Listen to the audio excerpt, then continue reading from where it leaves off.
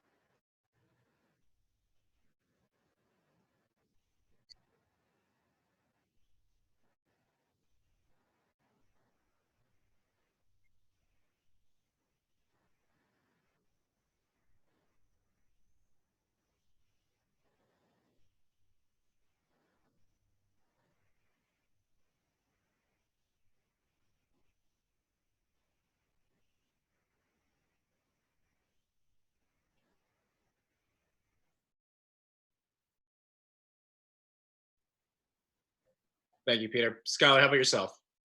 Yeah, so for people who don't know me, Skyler, currently the vice president, Peter's right-hand man. I try to get him to do, really, I'm the one in control. He just likes to think he's in charge, you know. Prior to doing this, I had the honor of working for the president's campaign in 2016 as a CRM data analyst. And I've done a couple things around the country in terms of politics. I've had jobs in the private sector, nonprofit, and the government sector. So I'm hoping to help out and happy to contribute to this conversation. And as for me, for those of you who don't know, my name is Joseph Maligno. Again, like I said, I am the legal counsel for the Staten Island Young Republicans. By day, I am an attorney for the city of New York. In my history, I have worked with many politicians here on Staten Island for their campaigns. Most recently, I was on Nicole Maliotakis' campaign for mayor, and I am currently the campaign manager for Anthony DeAngelo, who is running for the 63rd Assembly District here on Staten Island. I've been active with politics since I was about 18 years old, very enthused about it. It is a very, very big part of my life, and I've been blessed with the ability to work with such fine people here on Staten Island in the Republican Party, and also with Peter and Skyler in the Staten Island Young Republicans. So having said that, later on in the show, about 8:30, we're going to have a special guest, Gavin Wax, come and join us. He is the president of the New York Republican Club, Young Republican Club, and he is also a fellow at the London Center of Policy Research, and he is a Fox News contributor. He has written several articles and discussed the topic of China as it relates to American relations, and also China as it relates to the coronavirus. So it's going to be very interesting to get his take on how everything is going. Now, having said that, guys, so the coronavirus right now is biggest thing to happen to America, specifically New York, at least since 9/11. This is an unprecedented time that we're going through. How specifically, Peter, is it really affecting you? Like you said, you are chief for Mike Riley, so you're on the front line with the politicians. So how does it affect the day-to-day with politics, and not only that, but with your own personal life? So I think the most right out the gate, and I've posted about this before on social media. The most difficult part of this whole thing is the constant miscommunication, and a lot of Staten Islanders see this. A lot of New Yorkers will see this. The constant miscommunication between the state and local government. Everybody, for the most part, everybody knows of the feud between Mayor De Blasio and Governor Cuomo, and the most tangible sort of form of government response that you could have is from your local government. And when you notice that one person is making policy decisions, and the other person is kind of dragging their feet on it. For example, you had the closing of New York City public schools. I think it was like in the course of a weekend. It was weeks leading up to it. It was De Blasio saying schools wouldn't close, and then just in the span of a weekend, the governor decided to put his foot down and close the schools himself. And then it was a race to see who could get to the press first and tell them the whole story. And I like, people see that part of it, but then there's also the behind the scenes part that us on the government side of it will see. We're on my boss and I are on a daily conference call with the governor's office, twice weekly conference call with the mayor's office, and the priorities of both the mayor's office and the governor's office are extremely different. You even see the priorities of certain elected officials be different than others, in the sense of Staten Island's electeds are real go-getters at making sure we're getting everything we're owed here, whereas other Democrat politicians from Brooklyn and other boroughs are quick to turn, and make it about race, make it about equality, make it about all these other things that don't necessarily matter when you're trying to respond to a disaster. And getting our nurses at whatever hospital, if it's a private or a public hospital, enough equipment, that takes priority over anything else. So I think that's been the most discouraging part on my end, is seeing that there's this disconnect between the state and city government. I remember in the very beginning, the biggest struggle was us getting the daily number of coronavirus cases for the borough of Staten Island. And you'd ask the governor's office, they can't tell you. They say, oh, go X the city of New York. City of New York will go and say, okay, you got to go X the governor's office. We don't have those numbers. Well, it was 2 weeks of me complaining, and my boss complaining, and several other elected officials complaining. And we finally got to the point where the city puts out the numbers twice daily now. They put out the numbers broken down in a lot of different ways, including by zip code now. Maybe that was bound to happen anyway, but I like to think that some of us, making a stink about it really helped nudge the city on releasing that information and making it more public. I will say we were extremely lucky on Staten Island to be one of the first counties with a drive-through testing location. I know that that's been doing a tremendous job of testing people here on Staten Island. Even though it's open to the 5 boroughs, the other boroughs have their own testing setups now. So really, I got to say, the state government has done as good a job as they could with the response. The city government's done a so-so job. Really, the one thing that needed to improve was the communication, because it's just child games at that point. Skyler, what's your take on what's been going on with the government lately and how they've been handling the situation? I think the federal response has overall been underrated by the public, because if you really go all the way back to early January, that's the first time when President Trump decided to actually put a stop on travel from China to the United States. And I think that was a very good early first step precaution. And if you compare this to the last pandemic that's actually comparable in this regard, it was the 2008-2009 flu crisis. President Obama didn't really act until at least several thousand Americans had even died, and tens more millions of people were infected. So I think that the coronavirus task force, headed by the vice president, under the the leadership overall of the president, has done a very good job in responding. And I think there has been some issues, but overall they've done a good job. And just like Peter, like everyone's been affected. I know people in my life who have passed away from the virus. My job is closed down. My parents have to work from home. They'll probably be home for like another month. You don't really know how long it's going to go on for. But I think the government's doing as good of a job as it can with the limited resources that they actually have. Well, you see, one problem that I particularly have with what's been going on and what's been communicated as far as the effectiveness of the government is you have these moments where the media is trying to make it as though that the initiative taken by the Trump administration was not good enough in the beginning. And then you have someone like Fauci, who has just come out recently. I believe there was a conference that he had at the White House last week where he was fielding questions from reporters, and he said that every time him and his team from the beginning did say something to Trump about what they should do, he acted immediately.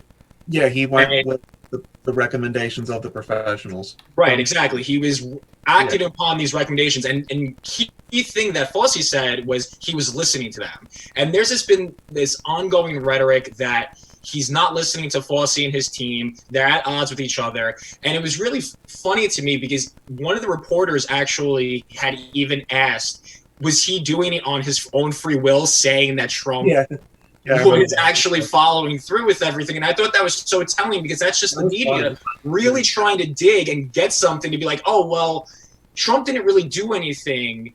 Trump didn't actually listen to Fauci. Fauci is just sitting here being browbeaten by the president to say what he's saying, when in fact that's not the case. This is an unprecedented thing. And one of the major things that was bothering me is the outpour of this is they're taking the numbers here. And don't get me wrong, these numbers are not low numbers. These are high numbers, but what they're doing is they're taking these numbers of the people that are dying from the coronavirus, or the people that have been tested positive for the coronavirus, and they're comparing these numbers to horrific events like the Operation Iraqi Freedom, or how many soldiers we've lost in Afghanistan, the number of people that have died in 9/11. These are traumatic events that have very negative connotations to them in the worst way. And what the media is doing, and not just the media, but some of these politicians are also putting it that they're comparable. Whereas you should be really comparing them to any pandemic that has previously happened that you can compare to, not something on the scale of war. That they're two totally different things. They have two totally different meanings, conscripts to them, and there's the thinking that people, the train of thought that they go on is in a different direction, and it's a vile, rash one at that. Now, another thing too, which I find very interesting, is they're very quick to point blame, but yet, in my opinion, and in a lot of other people's opinions, one of the main points that needs to be blamed is China, and they're trying to pull away from pointing any fingers to China. As a matter of fact, there was an article that rehashed Tucker Carlson's opening statements to his evening news broadcast last Friday. And it was actually about that. It was about the fact that America is the one that is now being footed as the one to blame for everything, as opposed to China. Now, Peter, I'd love to hear what you have to say on this, because I know you've kind of touched upon it already, that there's this lack of communication or lack of attention in the right direction. So what's your thoughts on the fact that everything is being sidestepped from China, where this is where it's reported that it's being originated from? Yeah, I think you start to see the there's a saying, never let a good crisis go to waste. And you see it now. I think a lot of Democrats are pointing fingers at the president. I the one thing I was thinking about this yesterday, the one thing that stands out the most is for weeks you had, and real quick, I just want to underscore this with the fact that I'm not saying that I'm not denying the fact that people are dying from coronavirus. I'm not denying the fact that people are seriously ill. But for weeks you had Governor Cuomo, you had Mayor de Blasio, and you had other politicians throughout the country who were hosting their daily press briefings and trying to find something to pin on the president. Specifically, you notice this originally start with the ventilators, and then it turned into PPE, and now it's whatever else there is. At one point it was about hospital beds. Okay, we need demanding the federal government come and build field hospitals to accommodate the needed hospital capacity. Just yesterday, for example, so that was literally a month ago, and this is what people kind of forget being locked inside their house all the time is time's passing by still. Just a month ago, time's passing by very slowly, rather. Just a month ago, the governor was asking for Javits Center, was asking for the USNS hospital ship Comfort. Now, all of a sudden, don't need it anymore. We don't need the Comfort anymore. I believe there's a couple of other field hospitals that have been put on hold that they were putting together in consultation with the federal government.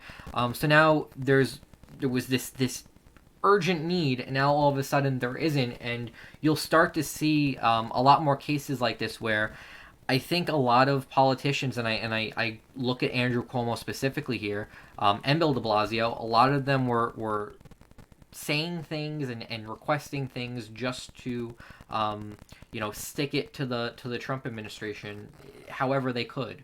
I think you saw there was a lot of talk about hydrochloroquine. It's the drug, the miracle drug, I'll call it, that these coronavirus patients are taking. It's a mixture with something else, and it'll help nurse them back to good health.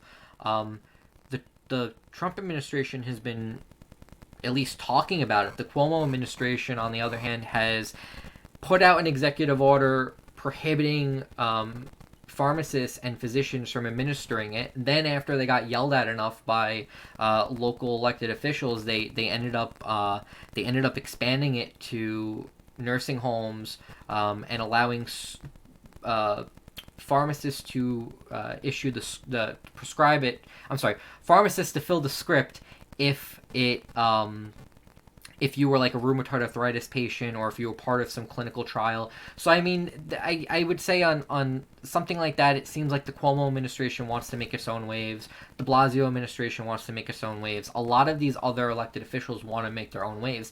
However, I will pat on the back Phil Murphy in New Jersey, who I think hasn't really said anything negative about the president, and New Jersey's getting hit just as hard as New York.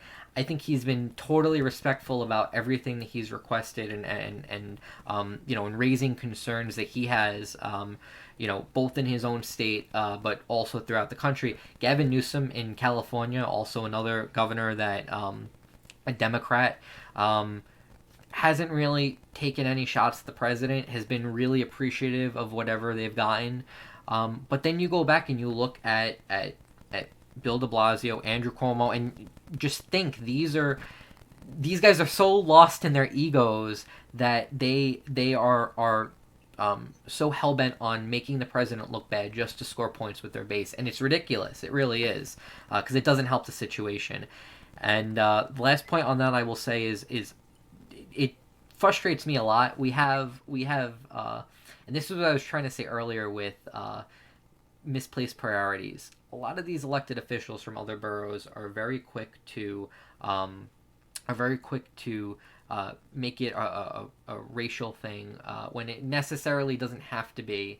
But they're also very quick to call those who have differing opinions than them idiots. And I was on a call 2 weeks ago with it was an elected official call, and one of the elected officials on the call, a Democrat from Brooklyn, ended up calling the governor of Georgia an idiot. It was, I don't even know what the reason was. It was like talking about a state policy that they had different than ours here.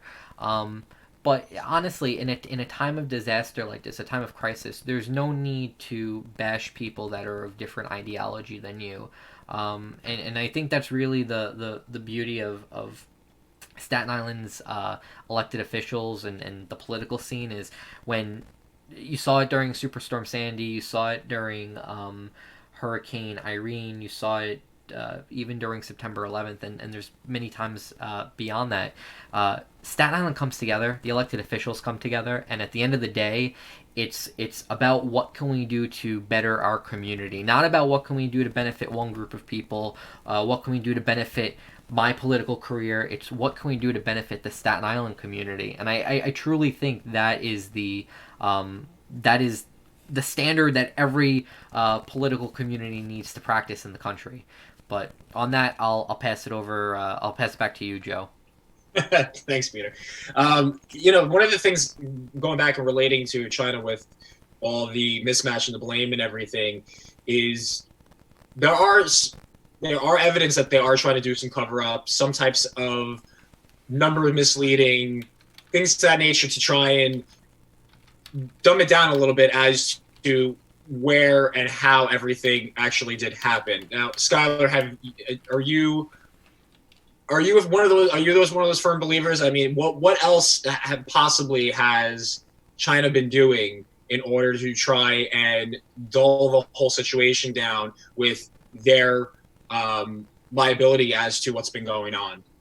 Yeah, so from the very beginning, China has been basically doing a concerted effort to hide the role that possibly officials within the Communist Party of China and within the Chinese state through their scientific community actually played in the role of making the coronavirus. In fact, now, to a point Peter said before, now in some certain cases, if you happen to point out the fact that this particular coronavirus originated in China, you might actually be labeled to be called a racist for that viewpoint, which is, a little ridiculous, but whatever. The point here is that their story actually changed a lot from the beginning. So in the very beginning, they said it came from a pangolin, which is like a little armored mammal of some kind. Then they said it was the fault of a bat being crossed to a human. There's actually a story of a bat doing something I'm not going to mention on the air into a scientist's mouth to actually cross-contaminate it to create the coronavirus, which is a crazy story. Then at one point, they actually blamed the Italian armed forces for bringing the coronavirus from Italy to China, and then eventually said that we did it. So there's several things that they're being covered up. One is the fact that China actually purchased a strain of a novel coronavirus, not this one, but a novel coronavirus from Canada a couple of years before this even happened. There's the fact that the international scientific community actually was worried that the pathogens that were being experimented at the Wuhan biolab were dangerous and that they could leak out. And now there's actually a consensus with U.S. intelligence that's starting to emerge in recent weeks that it is very possible that this was developed from a lab. Now, I don't really know if that means that it was intended to be delivered or anything. I personally think that it just got out by accident, if anything. But China has tried to cover itself up from embarrassment before, like with SARS in 2003. So it's something they've done before. So it's very, very likely. Even doctors who have been asking questions have mysteriously disappeared. So, there's no real way to know exactly what's happening, but that their numbers aren't real. That more people have gotten it and have died than they've actually said.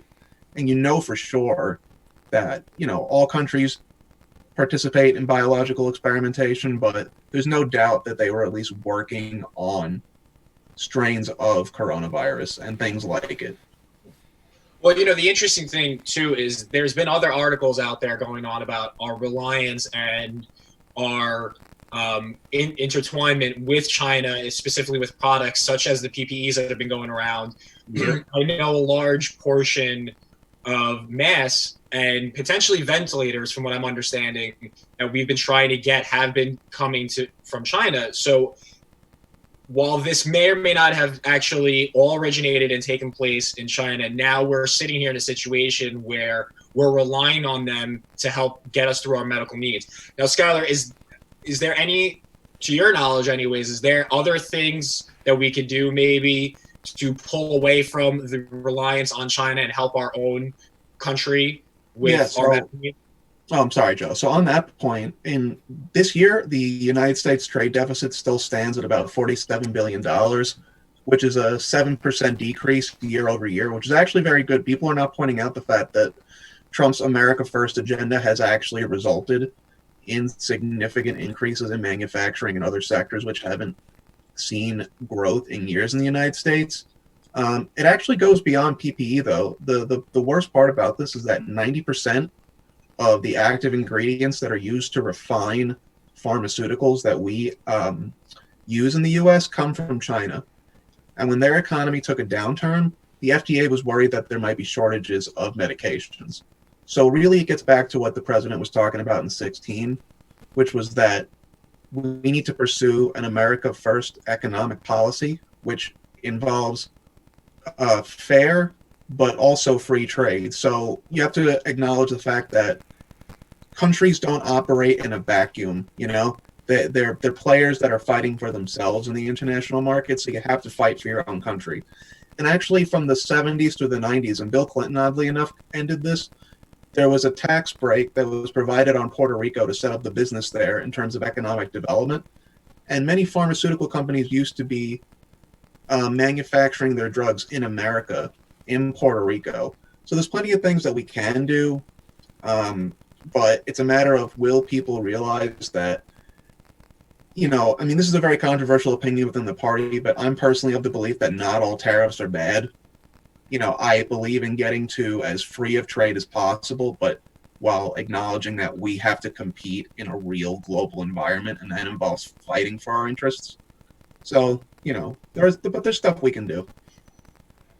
Do you have any thoughts or comments on how we could possibly effectuate any type of pull away from China and our reliance on them? Yeah, definitely. So I would personally like to see not just a reimplementation of that tax credit for Puerto Rico, but I would like to see a more robust bill be put forward by the House Republicans that also incorporates deductions for manufacturing equipment, greater tax breaks and deductions for small business earners, and even an increase in the child income tax credit. Like, I would like to see a larger second phase of the first tax cuts that we did that involve a focus on manufacturing, economic development, and middle-class tax relief. I think that would be a very good step forward, especially in the post-corona environment, into getting everything back to normal and even better.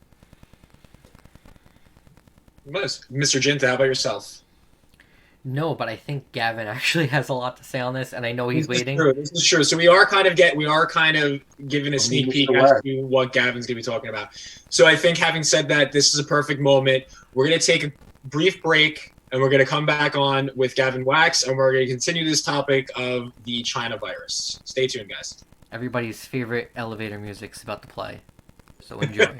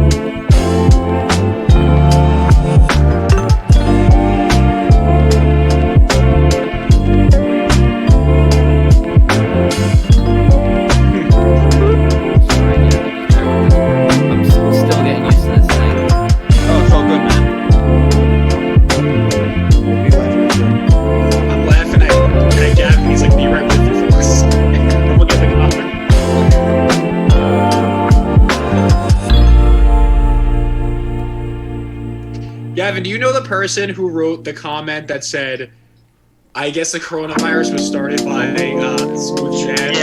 Yeah, that's.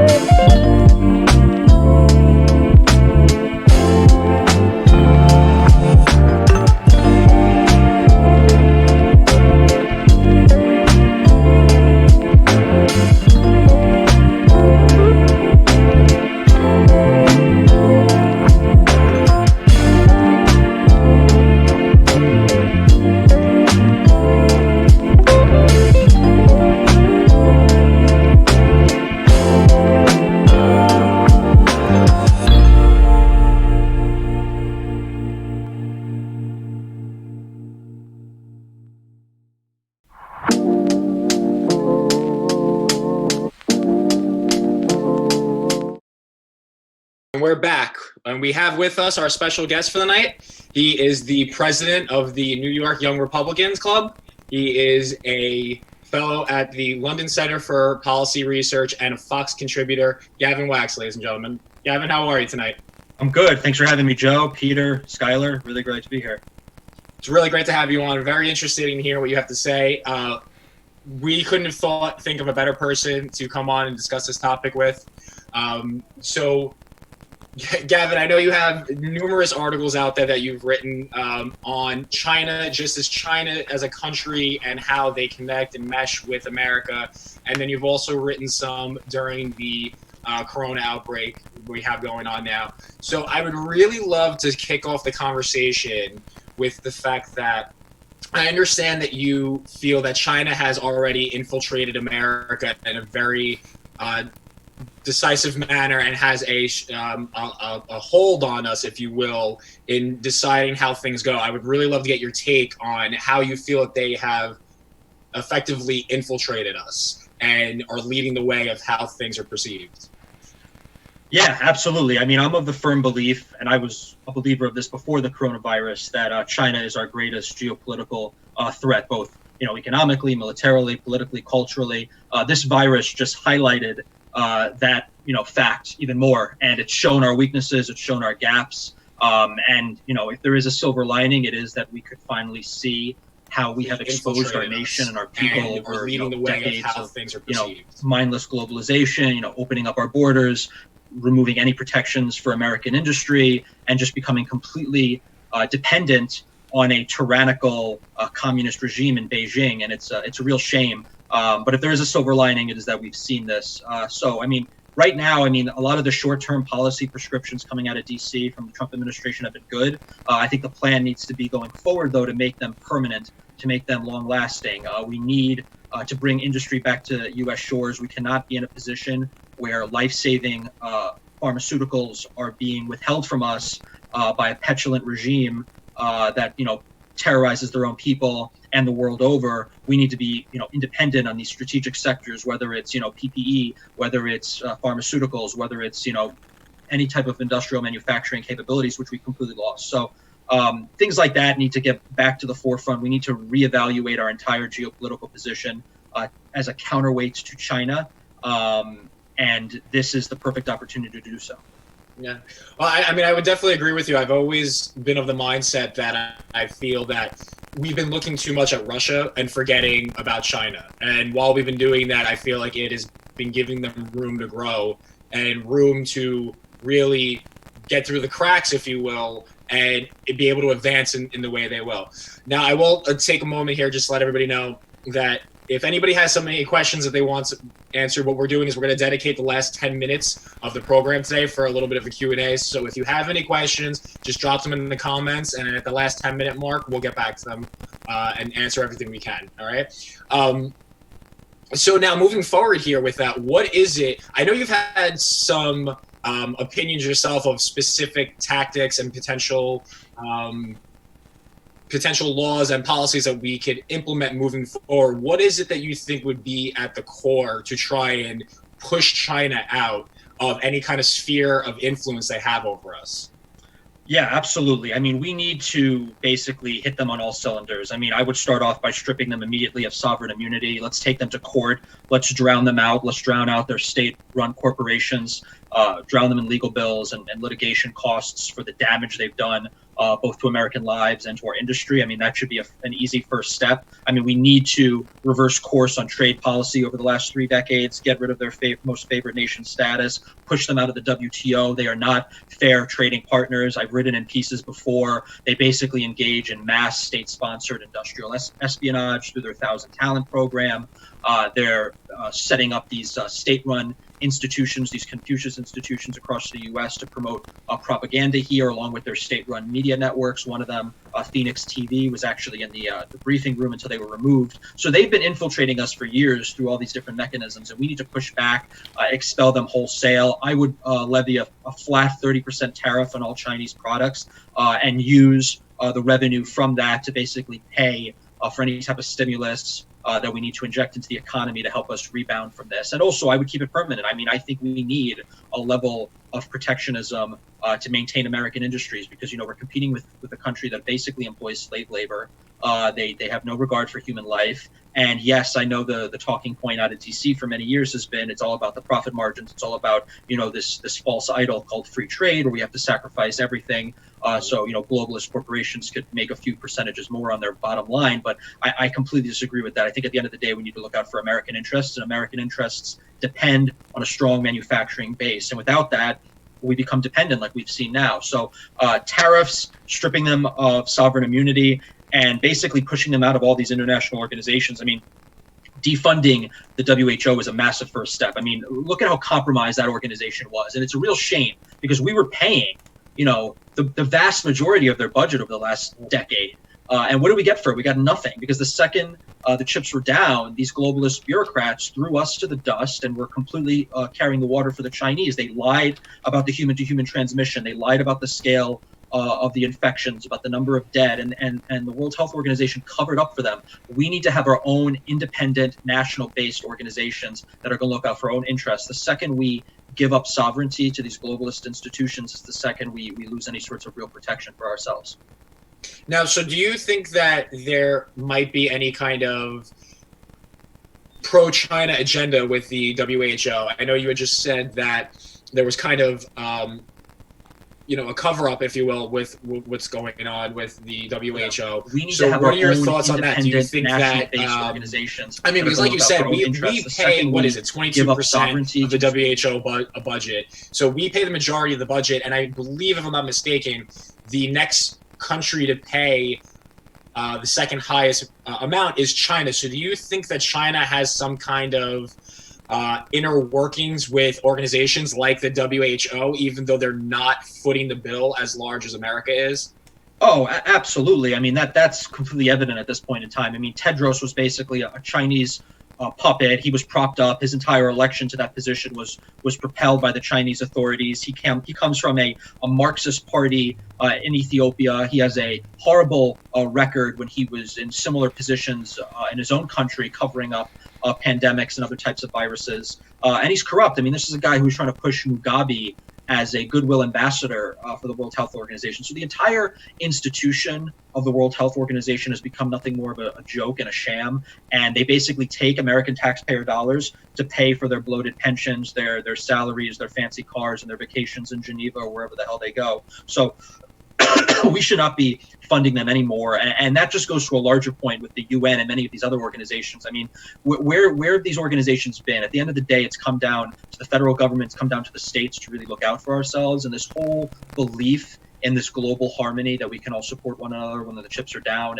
and that these institutions that we've created that have no natural constituents, they don't answer to the people, they don't answer to the American citizens, are somehow going to protect Americans when the going gets tough. I mean, that's a joke. I mean, that's an absolute joke, and we can't depend on them any longer for these sorts of things. I mean, we need to look to ourselves. We need to, and we have. I mean, look at what American industry has done since he, enabled the War Powers Act, and has been, producing massive amounts of PPE, been producing masks, been producing drugs. We've been getting hydrochloroquine into the U.S. I mean, we've been doing things like as if we're in war, and it's a great mindset we need to have, because this is like a war. I mean, we've lost close to 50,000 Americans in 1 month. I mean, this is a big deal. I know that a lot of the debate in the early stages, especially among conservatives, was divided over the how dangerous this virus really is. And I criticized Trump for that. I mean, he was, he's been doing a great job, and I'm a huge supporter of his, but he did say, early on, comparing it to the flu, comparing it to the cold, he's completely changed course. A few people, like Candace Owens and others, obviously are still sticking with it's not a big deal. But 50,000 people have died with basically a quasi-national shutdown in place, and that's only been a month. So, I mean, it's obviously severe. It's showing seasonality. So if it comes back in the winter, even harder. And if we look at the 1918 pandemic, which, is very similar in terms of its parallels, it came back in the second and third wave, even deadlier, even more destructive. So we need to be prepared. We need to get therapeutics out. We need to get these vaccines out. But we also can't risk our entire economy collapsing. So I need this rollout that they have with the phases is fantastic. And we need to institute massive, deregulation, tax cuts, and other things to help us propel a post-corona recovery. Yeah. Do you think that I know you criticize Trump with certain things, but now do you think that granted, I don't necessarily think that it was the right direction to take to try and minimize what it was in the beginning. But however, I will say, and this is not just a Trumper and me coming out trying to just fully throw my support his way, but it was kind of the thing from everybody. And even the WHO in the beginning didn't know what was going on, didn't really have good insight on this, didn't have the metrics, and they were saying the same thing to the effect that globally it wasn't, to use lack of a better phrase, a big deal. And so we're only able to deal the cards with what we're dealt, and the information we had was very limited at the time. But having said that, once things did hit America, which of course in the beginning we didn't necessarily think that this was going to hit America, but when it did you think that Trump's rollout of everything was effective? Could he have done better, or did he do what he could have done based on what he had? I think he did a fantastic job once it became clear and evident the scale of this and the severity of what we were facing with the shutdowns in terms of travel from China and then from Europe. I mean, those were very bold steps that I cannot actually see any other major political figure on the stage today, had they been president, doing. I mean, he made steps that a lot of people within his, war room, within his cabinet, within his inner circle, and the team he assembled, they weren't supporting it. He went against a lot of these so-called experts and professionals, and he made the right call there, because it had the floodgates continued to remain open with tons of, Chinese nationals and others, pouring into the country. Because you have to remember, China didn't shut off their travel. So, when they knew that this virus was spreading as early as November, I mean, if not earlier, and they were letting people leave Wuhan. They were letting people fly all over the world, fly to Italy, fly to the U.S. From Wuhan, which is a major transit hub. They were, basically helping spread it. And had they acted sooner, I saw one report by at least a week, 90% of the global spread could have been contained, but they didn't do that. So thankfully, our nation stepped in and did the same thing. And we've actually maintained one of the lowest death rates. Obviously it's a per capita figure there compared to these other nations. So, obviously you're going to look at the nominal values and compare them to Italy or compare them to other countries, but, they have smaller populations than us. On a rate, we're doing better. And that's a testament to our healthcare system. That's a testament to our preparedness, what Trump has done, what many of the governors have done. So that's been fantastic. And he's done a great thing there. And then obviously with this moratorium now on immigration, I think this is a fantastic idea. I just wrote a piece, supporting Jeff Sessions' call for a moratorium until our unemployment rates return to normal. I mean, we're looking at some of the highest unemployment figures we may ever see in our nation's history. There is no reason we need to be letting in 1 million green visas and 1 million guest workers to come into our country every year to compete with American workers and depreciate our wages when we can barely find work right now. I mean, that's the kind of mentality that's going to destroy this country and has been destroying our country. And you see Beto O'Rourke, talking about who's going to wash the dishes, who's going to clean the bathrooms. I mean, it's that kind of like neo-aristocratic view of the world. Like Marie Antoinette would be really impressed by him. I mean, he really just used people as basic laborers and workers, but he has no regard for American families, for American workers, for American working class, which are losing their jobs, which are struggling. And Trump has been on the forefront of this as well. I mean, he said you have to have a balance. He needs to sit there as a leader and listen to the health experts and listen to economic experts, because there's going to be plenty of deaths from people that are going to overdose, are going to commit suicide because they can't provide for themselves, they can't provide for their families. So, I mean, that's a massive crisis that, we saw during the 2008 crisis, a lot of suicides. We're going to see an explosion of that. So we need to take that into account making any decisions going forward. It can't just be a technocratic regime led by health officials. It needs to be balanced, which he is doing admirably.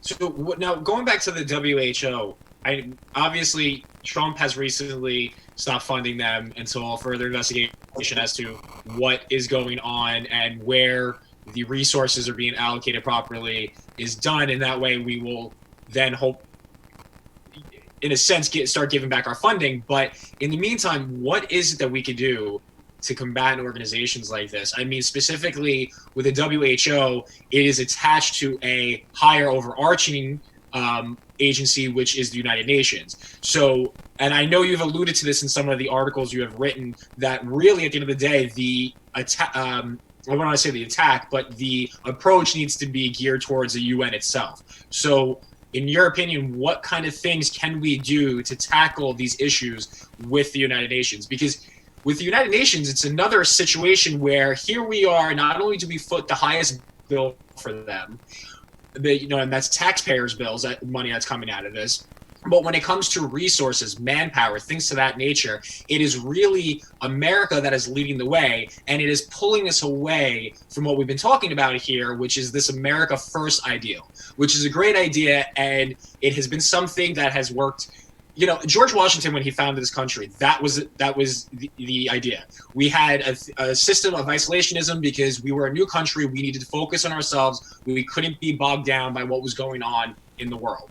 And we prospered under that. We prospered under that over years of time. But now with things like the UN, you see a pull on America to be the one to take lead and do everything on the world stage. Meanwhile, we're neglecting ourselves. So what could we do? I mean, aside from obviously pulling out of the UN, what is it we can do to restructure, if at all? I mean, I think it's beyond the point of restructuring. I mean, I've talked about this before, and I know it's been a talking point among many conservatives for many years that we should pull out of the UN. I mean, it's a failed institution. It's a corrupt institution. Being part of it and funding it to the extent we are only gives it legitimacy that it does not deserve. And you are right. It is the World Health Organization is a body within the hierarchy, within the framework of the UN, and they all have the same failings. I mean, you have a Human Rights Council that is, made up of some of the biggest human rights abusers in the world. I mean, countries like Syria, Venezuela, Iran, Russia have served on this council.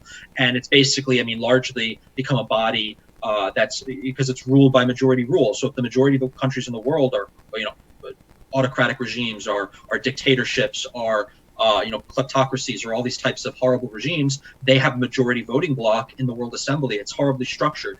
And that just happens to be true. I mean, most countries of the world are not as free as the US. They aren't as free as Western Europe, etc. But they have a massive voting bloc in the UN because of the way it's structured. And basically, it's just become a giant mechanism to attack countries like Israel. I mean, they issue tons of declarations against the state of Israel on a regular basis. They don't do anything about North Korea. They don't do anything about China. They don't do anything about Venezuela, Iran. It's a total joke beyond just the health aspect of it. So we need to defund it. We need to kick them out. We need to leave. We need to kick them out of Manhattan, take back that prime real estate, build some nice middle-class housing on the right on the river there. It'd be nice instead of that ugly building.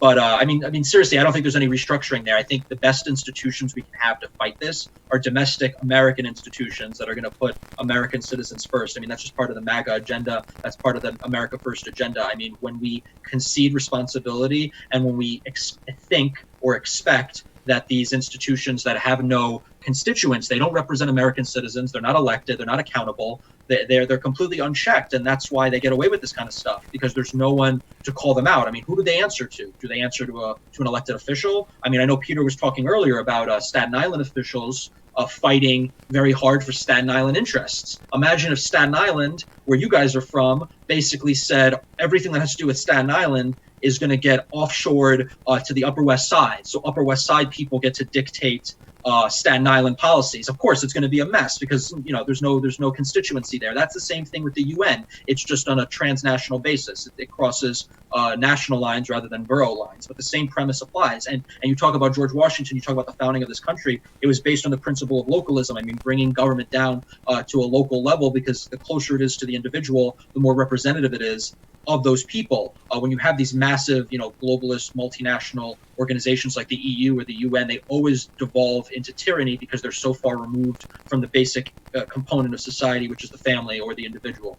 But we've seen the American federalist system work well in this regard. I'm glad we don't have a one-size-fits-all approach, because the density of New York, for example, and our public transit and our other variables that are very unique to New York City are not prevalent in, say, Kentucky or Kansas. So the virus can spread much more rapidly and be much more deadly in a city like New York than it can be in Kentucky. So thank God we have a division of powers between the states, so governors can set different statutes, different regulations, and different protections for their states and for their specific needs. I mean, obviously we've seen some of them, like in Michigan, abuse that, which is horrible. But I am glad that we do not have a one-size-fits-all approach, because that's going to destroy us if we keep the entire economy shut down because there's a hot spot in New York. I mean, obviously New York needs to be dealt with and it should be treated differently, but Montana, South Dakota, I mean, states with low density, low numbers of foreign travelers and low caseload should not be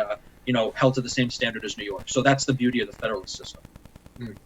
Now we're just about to go into the 10-minute segment for any kind of Q&A that we have.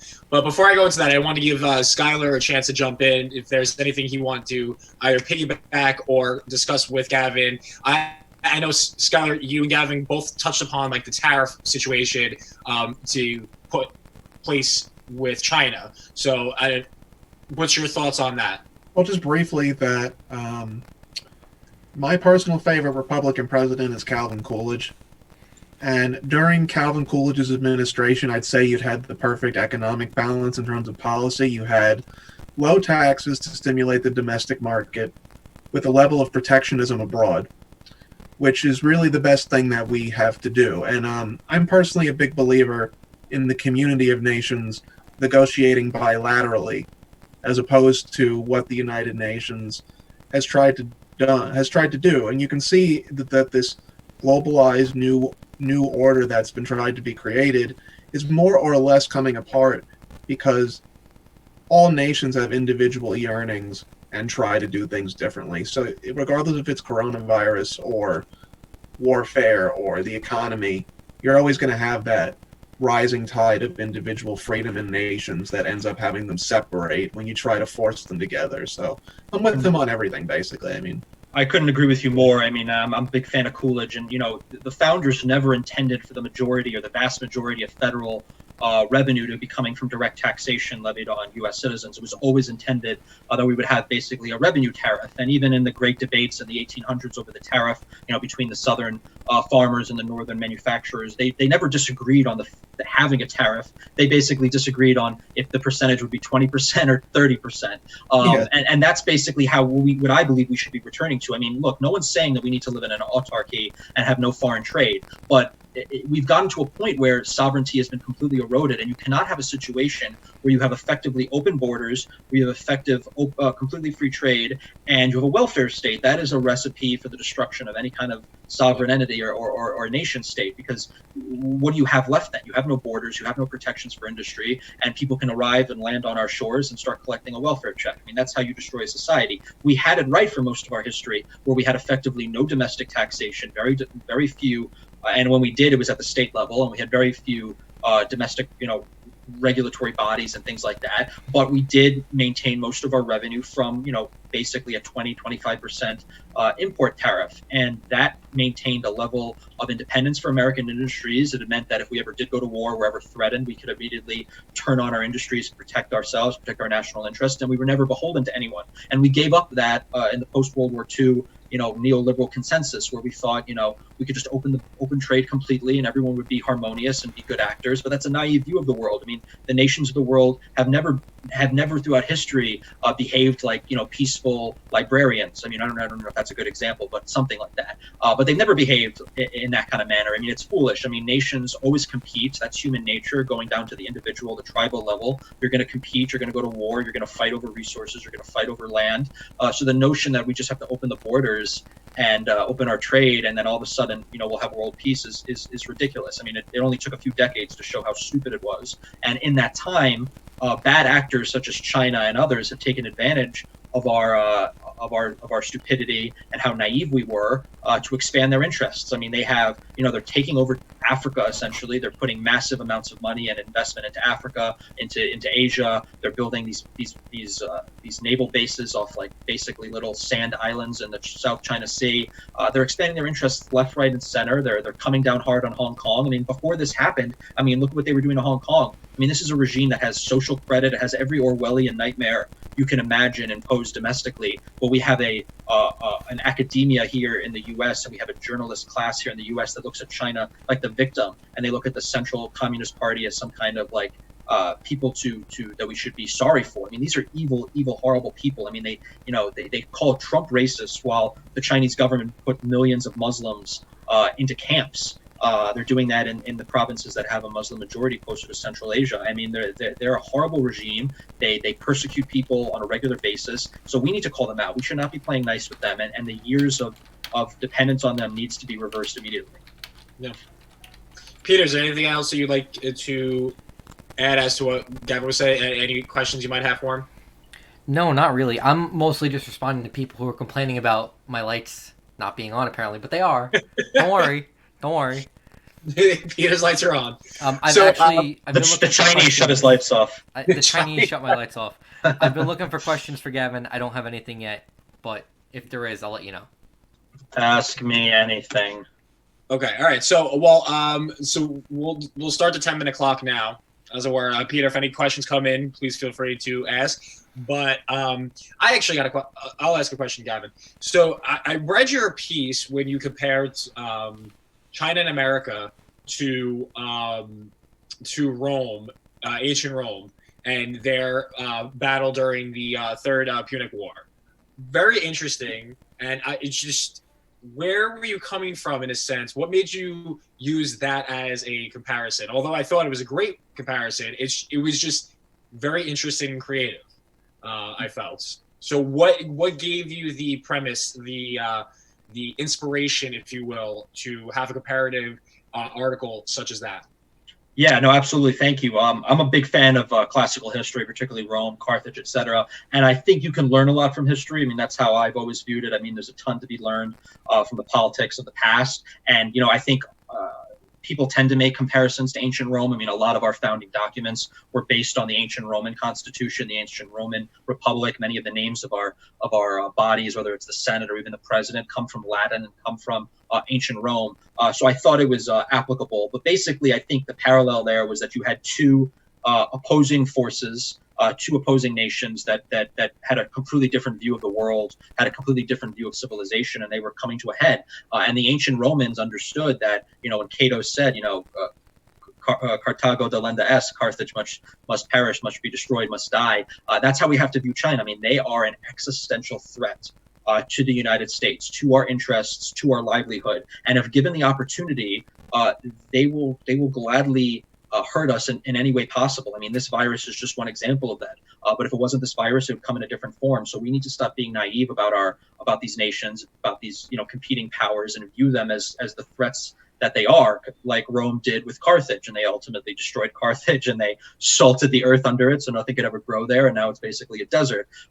So maybe not as extreme, or maybe you want to be as extreme, but I mean, look, when Douglas MacArthur wanted to cross the river into China from North Korea, he was stopped. We probably should have gone after them in the Korean War, and we probably should have supported Chiang Kai-shek more. We never should have let them.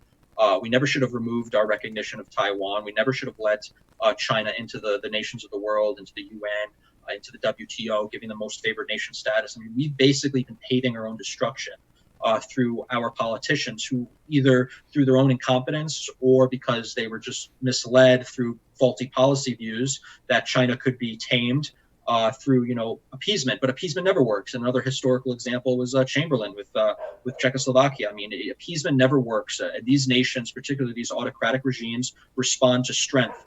It's an old world mentality, just like old world Rome and Carthage. I mean, you respond to strength. The second they sense weakness, they double down. So we need to get the view that we cannot show weakness anymore. We need to get our sovereignty back. Right. I mean, you mentioned appeasement, and what brings to mind instantly is, that with Britain and Germany for the 1930s, where Germany was expanding its territories, but yet Britain was doing nothing until they invaded into Poland, and that's when they finally cut it off. But I mean, there are memoirs with Hitler where he would say, I invaded Austria, or I went into the Rhineland, and Britain did nothing. This means they want no part of war with Germany. So, yeah, I mean, to just go with your point, it's these countries like China, they do only deal with strength as opposed to this appeasement tactic. And I mean, you mentioned us giving up our view on Taiwan being a sovereign nation. I always think back, and it's really funny because, of course, it was Nixon who gave that up for us because he felt that China was going to be able to help us with Vietnam. So his appeasement to it was, well, I will give up our longstanding recognition of Taiwan as being a sovereign nation if you help us with Vietnam, which realistically didn't really matter. Not that they really helped anyways. Yeah. Well, hindsight's always like 2020, and I don't want to fault leaders of the past too much. They obviously didn't have all the information we have now to look at it, but I do think it was a massive mistake. It was a massive strategic blunder. I mean, we had this policy of containment during the Cold War, and the containment should have also applied to the communist state of China. I mean, if you had looked at China back then, I mean, it was obviously destined to rise in terms of its standing globally with the massive population base that it has, which is a massive land area with all its resources. I mean, it was when Japan first westernized and took on Russia and showed the world that they are a modern Western power. Essentially, it shocked everyone. And they had a lot less going for them in terms of population and land area. I mean, China has historically been always a superpower in its own domain. I mean, it's just so big. So the notion that it always would have been an agrarian backwater is ridiculous. I mean, they industrialized rapidly. They've expanded their military rapidly. Their technological base has grown largely through stealing our own tech, whether we gave it to them or they just took it from us through all their industrial espionage and their breaking of IP laws, which is stuff that what Trump was talking about before this virus happened. What's funny is that this virus is the perfect case for Trump's populist, America first, conservative nationalism, where you put American interests first. I mean, everything he was talking about in the lead up to this, about IP theft, before this virus happened, about tariffs, about open borders, all had he had his way and had we had a situation where Trump's vision was actually implemented, we probably would never have had the coronavirus, or never, at least not the scale that we have it today.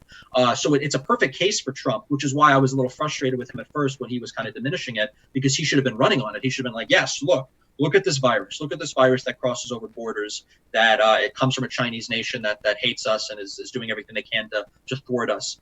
So, that kind of situation, shows that the case for our view of the world versus the neoliberal view of the world, which is basically, get rid of the nation states and just, give all our power and sovereignty up to, global institutions. Yeah.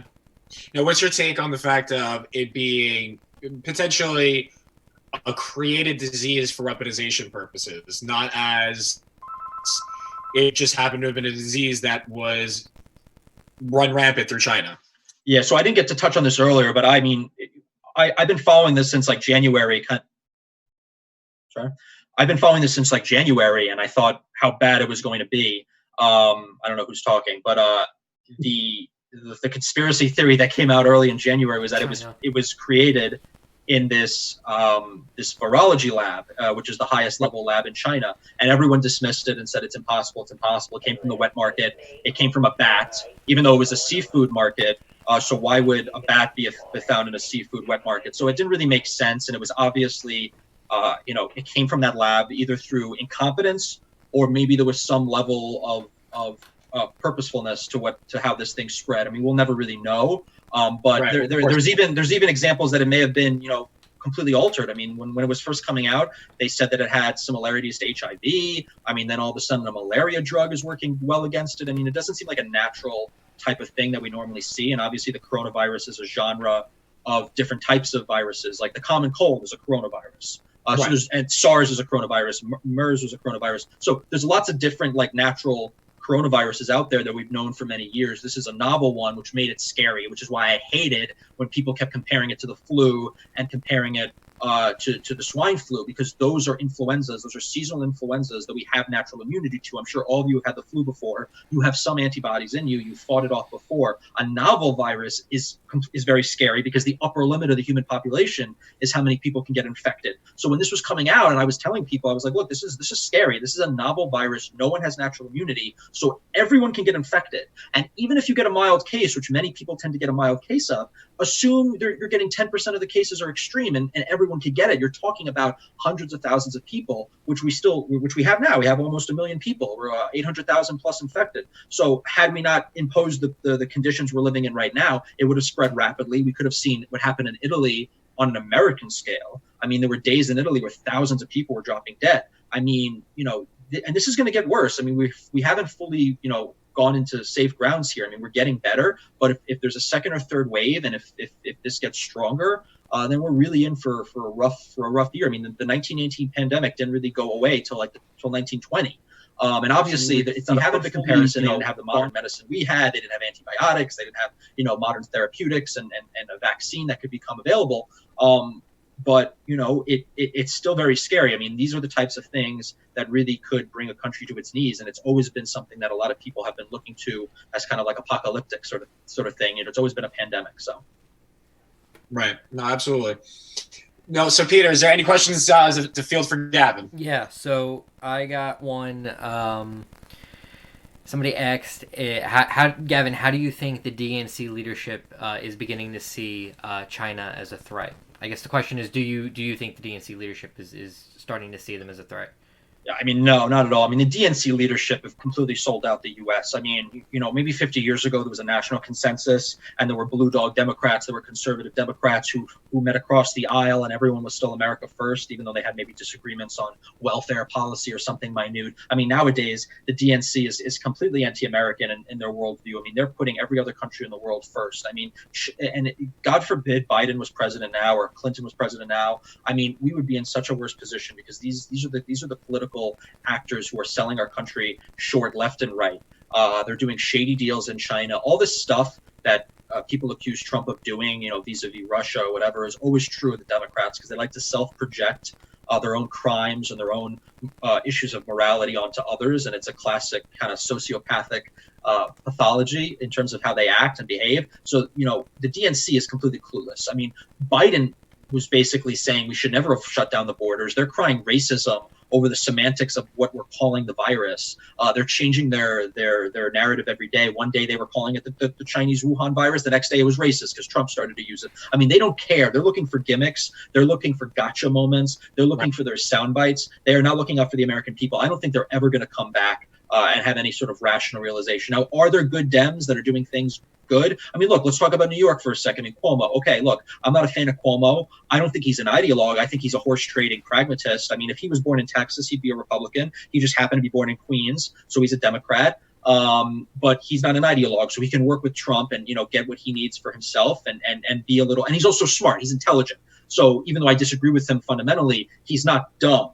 So I would much rather have someone like Cuomo in charge of a blue state than, God forbid, we had someone like de Blasio in charge of the state level. Because, Cuomo, say what you want about him, he's not the furthest left in the party in the New York State Dems. I mean, he's moving every day towards them, but he's not as far left as a Cynthia Nixon or a de Blasio. I mean, look at what de Blasio was doing at the city level. I mean, I was shocked how unprepared we were. I mean, this is the densest city in the country. It's one of the dirtiest. Even in a good day, it's pretty dirty with the public transit and everything. I mean, this was a breeding ground for this type of breakout. And they were encouraging people to go to Chinatown. They were telling people just to go about their daily living. I mean, I was in Manhattan. I wasn't taking the subway for like all of 2020. I stopped taking the subway. I was like, this is ridiculous. You guys don't know what you're talking about. So imagine if we had that leadership at the whole state level. I mean, that's the Democratic Party. That's where the Democratic Party is going. I mean, they just care about talking points, about crying racism. Now they're crying racism about the immigration ban. Who knows what it'll be tomorrow? So I don't see any hope for the DNC. And that's pretty much it as far as questions go. Okay. All right. So then on that note, we're going to end it here for the night. Gavin, I want to thank you very much for coming on. It was very informative. Loved your ideas. It was great hearing from you. Thank you, guys. This was awesome. I love what you guys put on, and whatever you need, let us know. We're happy to help partner with you guys at the New York Republican Club. Absolutely. You actually touched upon something that I definitely wanted to have as an episode and have you back on to do more topic discussion on. But having said that, so again, guys, we're going to be appearing every Wednesday night, 8 o'clock live streams. We're going to try and have as many guests on every week as we can. Every week's going to be a different topic. We're going to go into what's going on and keep everybody updated as to how the political world is revolving. All right. So thank you for joining us tonight. Have a good night. Thank you.